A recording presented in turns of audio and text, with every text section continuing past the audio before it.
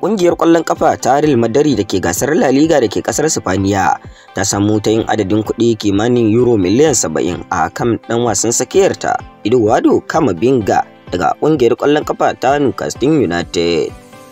Har yanzu ƙungiyar Real Madrid bata yanke hukuncin cewa ɗan wasan zai bar ta ba, kuma har yanzu tana tantance sha'awar ɗan wasan ɗin tukunna kafin ta yanke shawarar barinsa ya tafi idan har yana da buƙatar hakan.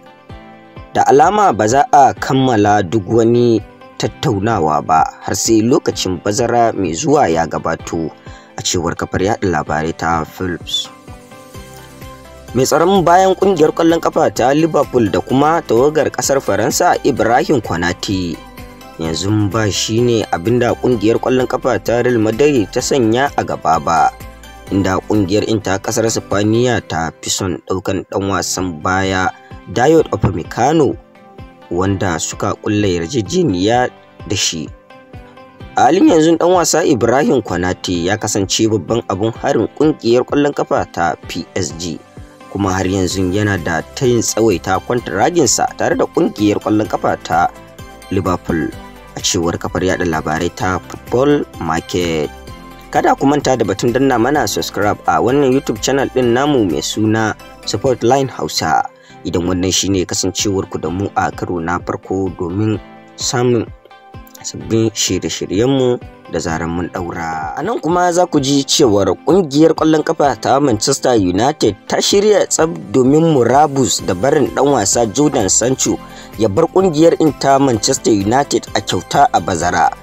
duk da cewa suna da zaɓin sawaita kwantaragin ɗan wasan gaban wadda ke zaman aro a ƙungiyar ƙwallon ƙafa ta Aston Villa na shekara guda. Ƙungiyar ƙwallon ƙafa ta Manchester United ɗin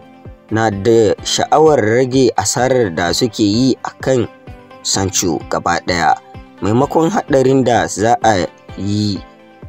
na biyan albashinsa na kusan kimanin fam 200,000 duk mako.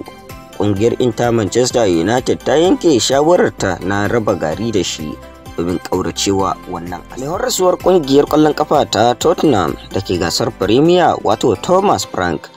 na iya sake haɗuwa da tsohon ɗan wasansa na ƙungiyar ƙwallon ƙafa ta Brentford Ivan Toney, a yayin da ƙungiyar ƙwallon ƙafa ta Tottenham ke jagorantar jerin ƙungiyoyi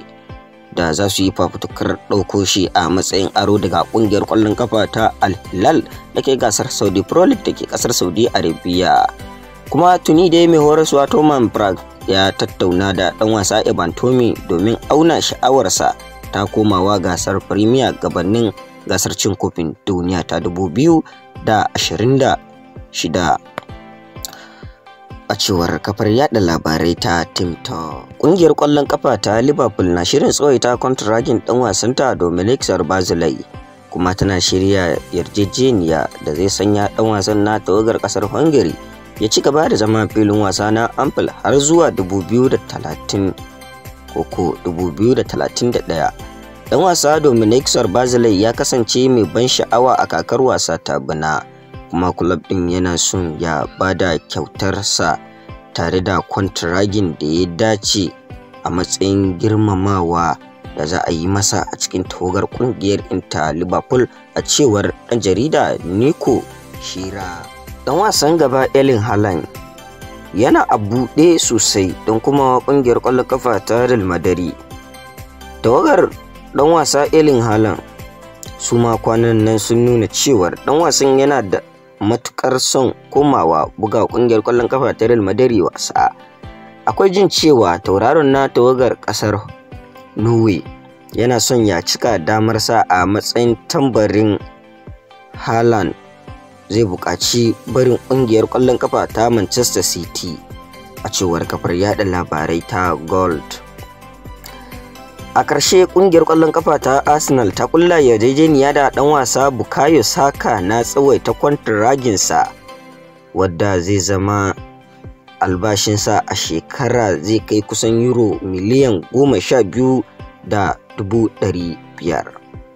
Wannan ya yi daidai da ɗan wasan zai ringa samun kusan euro 200,000 35 a kowace mako, a cewar ɗan jarida Chacha Teboleri. Kada ku manta da batun danna mana subscribe a wannan YouTube channel ɗin namu mai suna Sportline Hausa,